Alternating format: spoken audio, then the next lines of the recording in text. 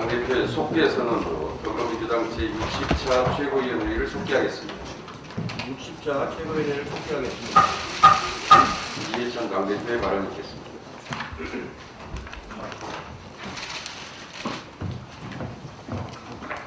네, 지난 주말에 한국은행에서 발표한 통계에 따르면은 작년에 민간 소비 증가율이 2.8%로 나왔습니다. 지난해 성장률이 2.7%였는데 민간 소비의 성장 기여도가 1.4% 정도 됩니다. 약 52%를 민간 소비가 주도한 것으로 이렇게 통계가 발표가 되었습니다. 그동안에 경기 둔화 우려가 커지면서 소비 심리가 하락했는데 실제로는 소비가 증가하고 있다는 것을 말해주는 거라고 생각을 합니다. 올해에도 여러 가지 노력을 다각적으로 해서 민간 소비가 더욱 증가될 수 있도록 최선을 다하도록 해야 할 것 같습니다. 올해에는 국가 균형 발전 차원에서 그 지역의 수건 사업들 등 아주 오랜 수건 사업들을 내일 국무회에서 최종적으로 결정을 할 예정이라고 합니다.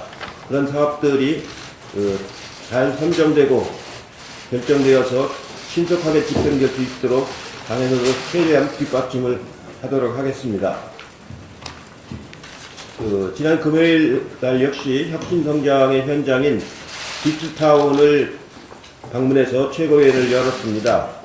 여러 혁신성장 현장을 방문해 왔지만 딥스타운은 혁신성장 최전선 같은 느낌을 강하게 받았습니다. 딥스는 성공한 벤처인 창업투자회사 등이 주도하여 스타트업을 발굴하고 육성하는 프로그램입니다.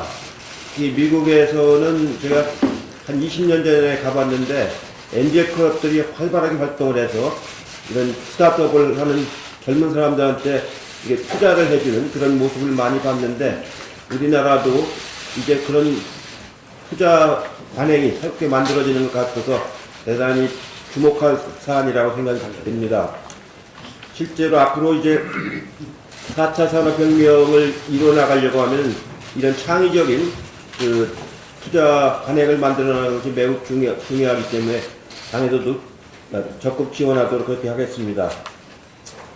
오늘 민주노총이 경사노위의 참여 여부를 결정하는 대의원대회를 할 예정입니다.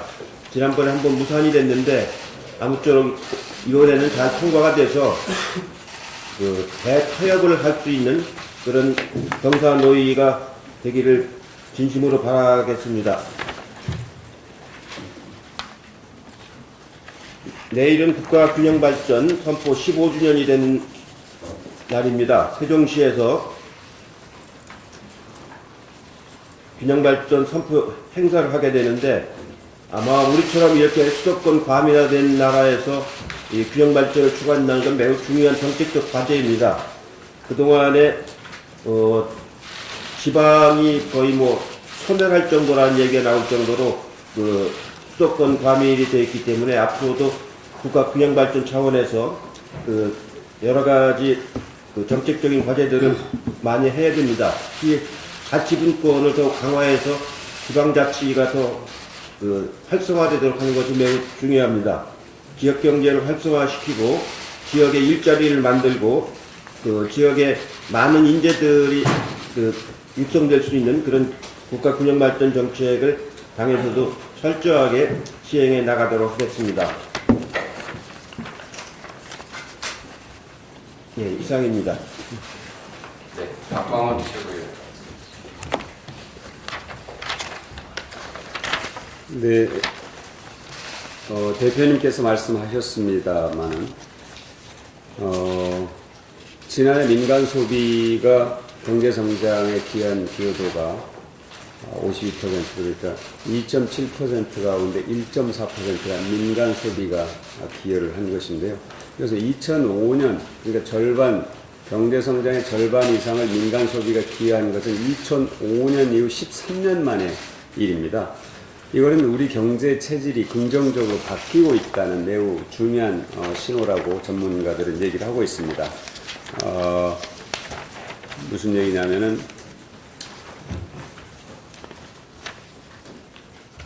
평창 올림픽의 성공, 그리고 또 명목임금과 최저임금의 인상, 아동수당과 기초연금, 또 문재인 케어, 저임금 일자리 지원과 같은 사회 안전망을 확대한 결과다, 이렇게 분석을 하고 있는데요. 자유한국당이 터무니없이 경제 위기론을 말할 것이 아니라 경제 체질이 근본적으로 바뀌고 있는 이 중요한 이 의미를 제대로 인정하고 이것에 대해서 평가를 할 줄 알아야 된다는 점을 강조해서 말씀드리겠습니다. 또 통계청이 국제기구가 권고한 사회적 현물 이전 소득을 측정을 했는데, 우리 정부의 문재인 정부의 사회 안전망 강화 정책으로 2016년과 비교해 볼 때 지난해 가처분 소득이 15.7% 증가했고 진위계수도 0.357에서 0.307로 개선이 된 것으로 조사가 됐습니다. 특히 은퇴 연령층의 빈곤율이 32.5%나 축소된 것으로 조사가 됐습니다.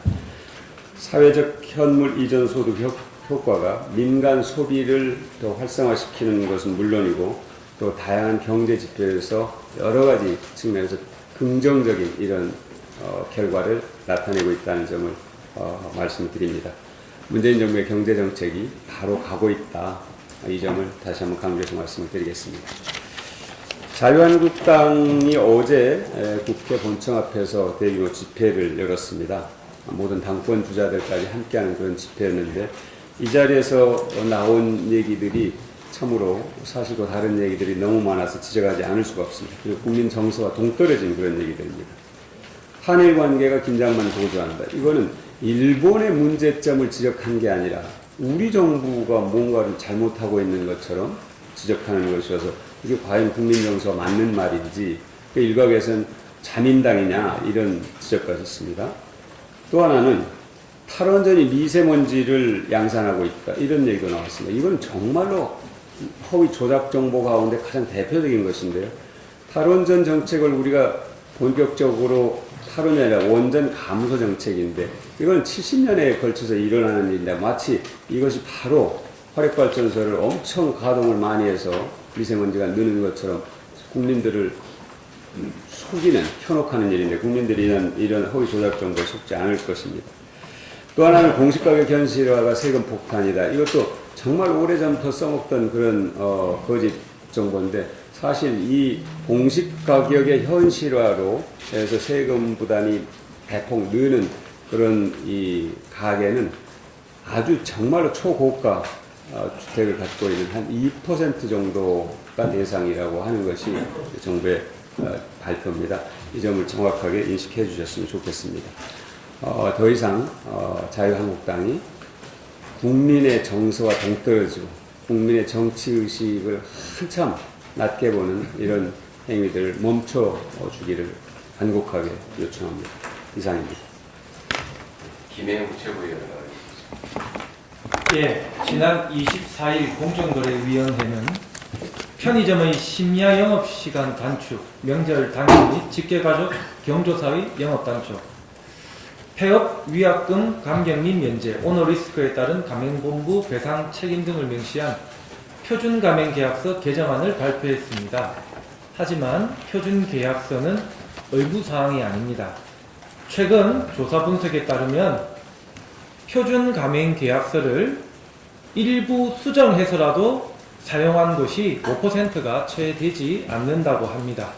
공정위원회에서는 표준계약서 사용률 분석과 또 다양한 방식으로 표준계약서가 업계에서 자리 잡을 수 있도록 노력해야 할 것입니다.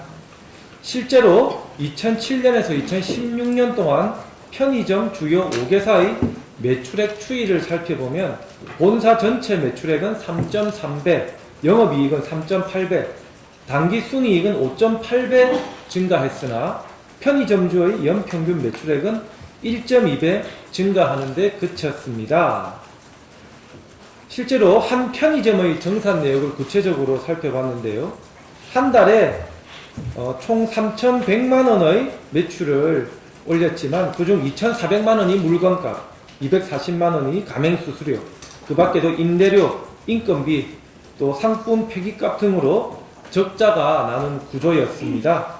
많은 가맹점주들은 이러한 불공정한 가불관계와 제도 개선이 시급하다는 의견을 주었습니다.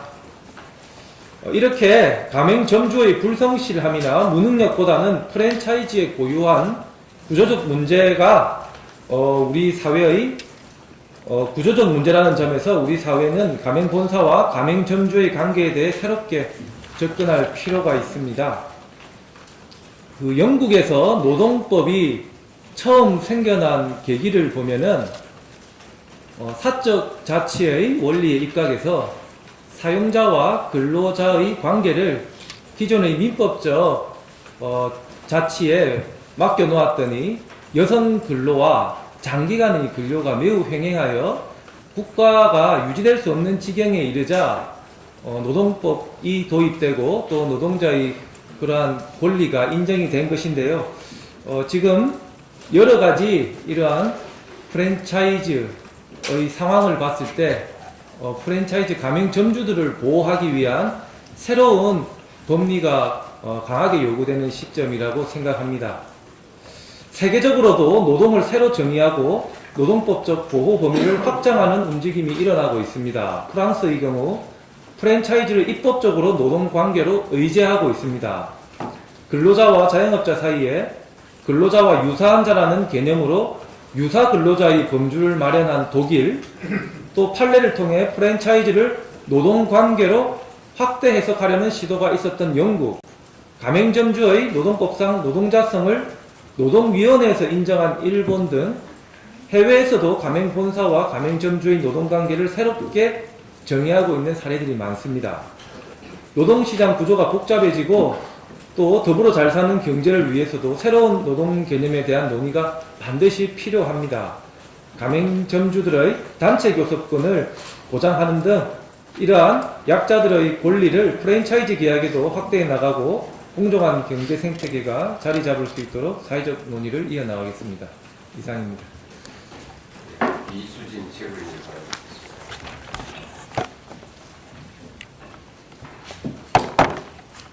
네, 지난 25일 문재인 대통령께서 양대노총 위원장을 청와대로 초청해서 최근 노동계 현안들에 대해 의견을 듣고 공감대를 형성하는 자리가 마련되었습니다. 간담회에서는 탄력근로제 기간 연장, 최저임금 결정 구조 개편, ILO 핵심 협약 비준, 제주 영리병원 문제, 카풀 문제, 주한미군 한국인 노동자의 문제 등 노동 현안들과 더불어 한국 경제의 중요한 축인 노동계가 사회적 대화에 참여해서 책임있는 역할을 해줄 것을 요청했다고 합니다. 사회적 대화는 매우 중요합니다. 이에 당사자들이 직접 교섭을 통해서 사회 갈등을 최소화하고 해결책과 대안을 모색해야 합니다.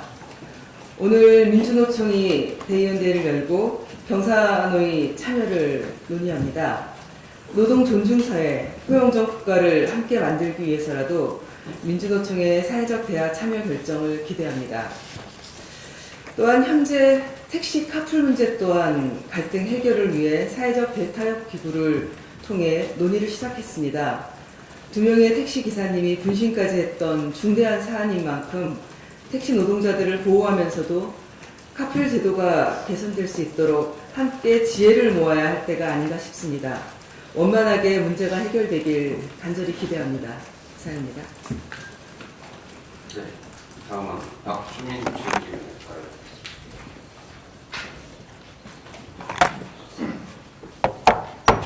예, 지난 수요일 안태근 전 검찰국장 1심에서 직권남용으로 유죄를 선고받고 법정에서 구속됐습니다. 인정된 범죄 사실은 자신이 강제추행을 했던 서지현 검사에게 인사보복을 해서 직권을 남용했다는 것입니다.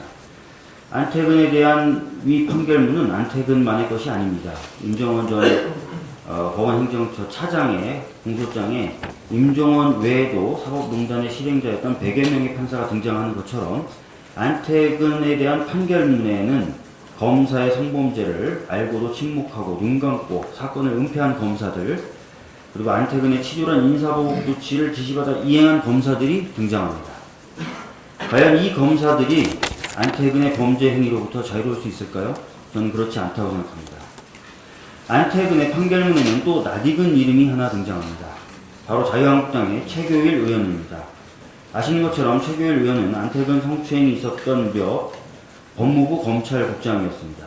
당시 법무부 감찰관실의 요청을 받고 성추행 사실을 확인하려는 이문정 검사를 최교일 의원이 불러냈다고 합니다. 그리고 임 검사의 어깨를 치면서 이렇게 말했다고 합니다. 내가 자네를 이러면 격려지, 추행인가? 피해자가 가만히 있는데 왜 들쑤셔? 피해자가 성추행을 당하고도 2차 피해가 무서워 아무 말 못하고 있는 것을 보고 그 범죄를 묻으라 하며 감찰에 종교를 지시한 사람이 이제는 국회의원 자리에 있습니다. 또한 최교일 의원은 지금까지 반성은커녕 검찰 조사와 법원의 증인 신문을 거부하기까지 하였습니다. 최교일 의원에 대한 사실이 법원 판결을 통해서 확인된 이상 서지현 검사와 국민 앞에 사과해야 할 것입니다. 하나 더 말씀 좀 드리도록 하겠습니다. 모두 아시는 것처럼 지난 24일 새벽에 양승태 전 대법원장이 구속됐습니다. 그런데 같이 구속영장이 청구됐던 박병대 전 대법관은 두 번째 영장실질심사 역시도 영장 기각의 결과를 받았습니다. 대법원장도 구속되고 또 법원행정처의 차장도 구속됐는데 가운데 껴 있었던 법원행정처장이 유독 구속의 문턱에서 거듭 살아남는 이유가 무엇인지 궁금합니다. 어쩌면 양승태 전 대법원장이 구속된 것은 행정처 근무 경험이 없었던 검찰 출신의 판사가 영장실질심사를 담당했기 때문인지도 모르겠다는 생각이 들게 하는 대목입니다. 박병대 전 대법관처럼 제19 감싸기 특혜를 연거푸 누리는 게 법관사회에선 더 당연한 것이 아닐까라는 다소 섞인 걱정도 듭니다. 그리고 양승태 전 대법원장을 담당했던 명재건 판사보다는 박병대 전 대법관을 담당했던 허경호 판사 같은 사람이 훨씬 많을 서울중앙지법과 서울고법에서 과연 사법농단에 대한 엄정한 심판이 가능할지 걱정이 됩니다. 이미 언론에서는 양승태 전 대법원장에 대한 재판부 구성에 골치 아파한다는 이야기가 나오고 있습니다. 우리는 잊지 말아야 합니다. 구속은 형벌이 아닙니다. 임종원이 수의를 입고 호송차에 오르는 모습을 몇 번 보였다고 끝난 것이 아닙니다. 또 양승태 전 대법원장이 수감번호를 받고 구치소에서 미역국을 먹었다고 해서 사법농단이 단죄됐던 것도 아닙니다. 오히려 사법농단에 대한 분노의 열기가 차츰 식어갈 무렵 법원이 슬그머니 무죄를 선고하며 제19 감싸기에 정점을 찍지는 않을지 감시하는 것이 더 중요합니다. 법원은 판사들의 인맥과 그들의 연대의식 속에서 사법정의가 잠식되지 않도록 앞으로 기소될 사법농단 판사들의 재판부 배당부터 제대로 해야 할 것입니다. 이상입니다. 네, 서른채고 지난 25일 개성공단 기업인들의 방북 승인이 유보됐습니다. 개성공단 기업인들의 방북 유사는 2016년 공단 폐쇄 이후 벌써 7번째입니다. 아무리 대북 제재가 진행 중이라지만 개성공단 기업인들의 방북이 어떤 전략물자 반입도 동반하지 않고 시설이 온전한지 점검만 하겠다는데도 승인이 나지 않은 것은 매우 아쉬움이 큽니다. 최근 2차 북미 정상회담을 앞두고 스웨덴에서 진행된 실무협상에서 개성공단 재가동과 금강산 관광 문제가 핵심 의제로 떠올랐고, 이러면 오는 2월 말로 예정된 2차 북미 정상회담에서도 재가동 문제가 협상 수단이 될 가능성이 있습니다. 현재 개성공단과 금강산 관광 재개가 대북 제재와 무관하다고 볼 수 있기 때문에 미국의 경직된 입장을 설득하기는 쉽지 않겠지만 우리 정부가 소극적인 태도로 동조하고 기다리는 것만으로는 한반도 비핵화와 평화의 시계를 앞당기에 충분치 않다고 봅니다. 개성공단 기업인 방북은 2차 북미 정상회담을 앞두고 북한의 제재 면제 가능성에 신호를 준다는 점에서 북한으로부터 더욱 전향적인 비핵화 약속을 이끌어내는 데 도움이 될 것이라고 봅니다. 이 같은 상황에서 정부와 국회가 나서서 개성공단과 금강산 관광사업 재개를 위한 최소한의 준비 단계는 이루어질 수 있도록 대북 제재 틀 안에서 미국의 협력을 끌어낼 수 있는 적극적인 노력을 해나가자는 제안을 드리는 바입니다. 제재 틀을 준수하면서 진행하는 것에 반대하지는 않지만 인도적 지원이나 제재 취지를 훼손하지 않는 남북 교류에 대해서조차 강경 대응하는 것은 한반도 비핵화와 평화진전에 실익이 없다고 봅니다. 이런 입장에서 한미 양국이 개성공단 기업인들의 방북을 허용하고 금강산 관광 재개를 유연한 입장에서 재검토해야 할 필요가 있다는 말씀을 드리는 바입니다. 이상입니다. 남인수 최고위원.